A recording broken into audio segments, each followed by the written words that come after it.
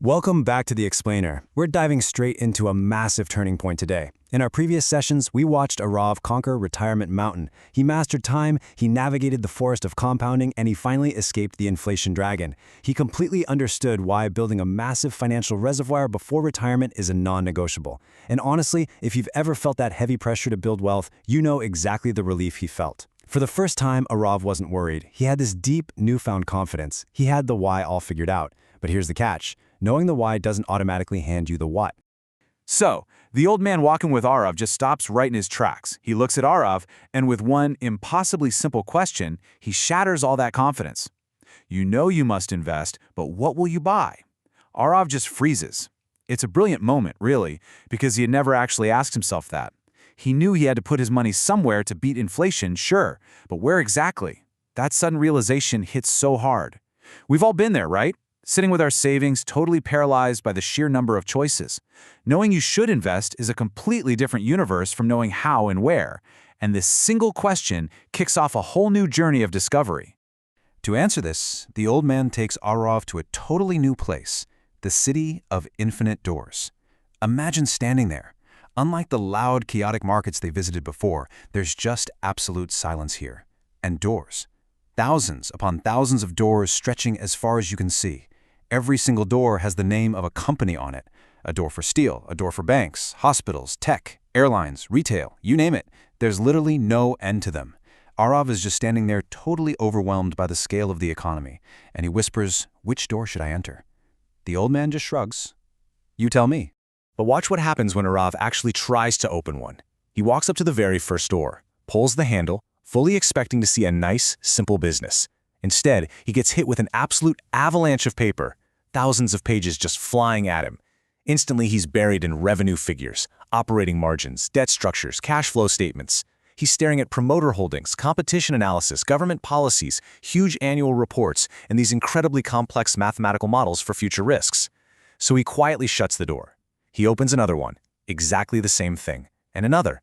Hours go by. He hasn't really understood a single page, and yet he's completely paralyzed, just utterly exhausted by the unbelievable mountain of data it takes to understand even one single door. By that evening, Aarav is completely defeated. He sits by the road and asks the exact same question we've probably all asked ourselves. I thought investing meant buying good companies. Why is it so difficult? It's such a relatable feeling, isn't it? The old man nods. He tells him, yes, investing absolutely means buying good companies. But Aarav just slammed face first into the reality of the financial world. The theory? Easy. The execution? That requires sifting through an ocean of complex, interconnected data. You can't just guess what a good company is. You have to prove it mathematically. And as Aarav just learned the hard way, that takes an immense, almost unbelievable amount of work. But the old man doesn't just leave him there in despair. He points to another man resting under a tree, totally surrounded by company reports and economic forecasts. He introduces him as Dev, a guy who spent 30 years doing this full-time. Dev looks up at Aarav and starts asking these gentle but super piercing questions. He starts simple. How many balance sheets have you read? Aarav quietly says, none. How many businesses have you studied? None. Management meetings attended? None. Dev gives a little laugh, pointing out the irony here. Aarav hasn't done any of the groundwork, but he expected to just stroll into the city and effortlessly pick the absolute best business in the country. Dev stands up and drops a truth bomb on him. You think my job is buying stocks? It isn't. He leads Aarav into this massive room filled with 7 distinct, intensely busy tables. Now, this structured flow is so vital to understanding the real financial ecosystem. At table 1, people are painstakingly researching businesses. Table 2, analysts are actively debating and arguing over whether a business actually deserves investment. Table 3 has mathematicians calculating the exact allocation, how much money goes where.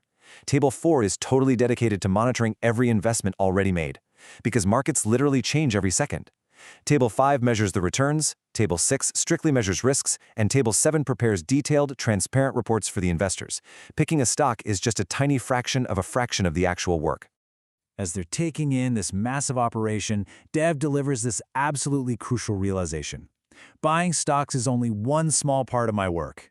The old man turns to Aarav with a smile, explaining that what they are looking at is what a professional fund manager actually does.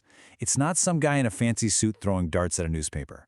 It is a highly disciplined, multi-layered system of research, debate, risk management, and continuous, unending monitoring. And right then, a memory hits Aarav, connecting everything perfectly. Think back to when they were in the forest learning about compounding. The old man had said you must choose good seeds. Suddenly, all the puzzle pieces snap together. He realizes that simply waiting for the forest to grow, the compounding itself, isn't the hard part at all. Time does the heavy lifting for you. The truly brutal part, the part that requires a lifetime of expertise at those 7 tables, is choosing the healthy seeds in the first place. You have to make sure the companies you invest in have the mathematical strength to survive for decades. Aarav is sharp, so he naturally asks the next logical question. If you're so good, why don't you simply manage everyone's money yourself? I mean, if Dev has this incredible system and knows exactly how to pick the seeds, why not just take everyone's money and do it for them? Dev just laughs out loud. He says, I tried. And this brings us right to one of the most fascinating challenges in all of finance, the problem of scale. Dev answers this with this amazing visual. He points across the street to a tiny, beloved bakery. The village baker there makes these wonderful, handmade loaves of bread. Everyone loves it. But Dev asks, can he feed the entire kingdom? Aarav shakes his head. No, he only has one oven. Then they keep walking until they hit this gigantic factory. Thousands of loaves coming out every hour. Every single loaf is identical, same high quality. Dev explains that the village baker is like an individual portfolio manager. Incredibly skilled, sure, but they just don't have the capacity or the time to manage thousands of clients. The factory, on the other hand, represents a robust system that can actually scale that expertise to the entire kingdom. And in the financial world, that factory has a formal name. The old man finally gives Aarav the definition. It's an asset management company, or AMC. An AMC is exactly this, massive factory-like system. It builds the tech infrastructure, it hires the armies of researchers we saw at the 7 tables, it hires expert fund managers like Dev, and it scales their expertise so they can manage money for hundreds of thousands of investors at once. A fund manager never works alone. They operate deep inside this structured environment.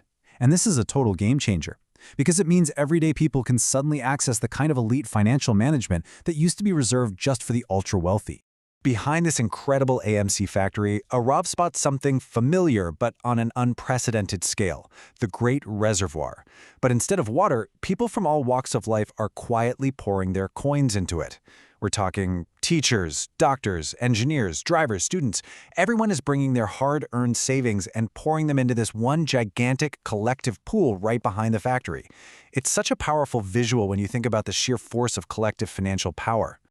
Now look closely at how this unified pool actually operates. It's incredibly democratic. It literally doesn't matter if you're a student putting in 500 rupees or a business owner putting in 5 crore. Every single contribution goes into the exact same reservoir. The money gets combined into a single massive entity that the AMC factory can invest with maximum efficiency. And in return, every single investor receives proportional proof of ownership in that massive pool. The system treats everyone equally and gives everyone the exact same access to the expert factory. This entire ecosystem we've just built in our minds, the pool of money, the everyday investors, the factory, the proof of ownership, this is what we call a mutual fund. Deb smiles at Aarav and says, this is a mutual fund. It's nothing magical. It's simply a pooled reservoir where many individual investors trust one professionally managed system, the AMC, and receive proof of their ownership in return. At its absolute core, it's collective pooling for professional management. That is the one concept you really need to take away from this. Looking at the Great Reservoir and the bustling factory, Aarav finally makes the ultimate connection. He realizes the fundamental truth here. The mutual fund isn't replacing investing, it's replacing the need for every individual to become a professional fund manager. The old man just smiles. He's absolutely thrilled because Aarav found the answer himself. The entire reason these massive institutional systems exist is to shoulder the unbearable burden of those infinite doors and complex balance sheets so that everyday people simply don't have to. To really ground this lesson, the old man asks Aarav a profound question about his own future. When you become a neurosurgeon, will your life's work be reading thousands of annual reports? Aarav smiles. No, my life's work is operating on brains. The old man nods. And perhaps someone else's life's work is managing investments. This right here is why this explainer matters so much. Relying on a mutual fund isn't some sort of cop-out. It's a strategic division of labor. It frees you up to dedicate your life and your passion to your own profession, while delegating the full-time job of wealth management to the people sitting at those 7 tables. But as they're getting ready to leave this city of doors, Aarav's sharp eye catches one final, really strange detail. He notices that everyone who invested in the reservoir receives completely different amounts of those tiny ownership certificates. He turns to Dev with one last question. If we all own the exact same reservoir, how do we know what one certificate is actually worth? Dev just smiles, realizing Aarav has stumbled right into the next great mystery. He reaches into his pocket and hands Aarav a heavy brass coin. Right there, engraved deeply on one side, are 3 letters, N-A-V. The old man looks at the coin and promises Aarav that in their next lesson, he will discover exactly what those 3 letters mean.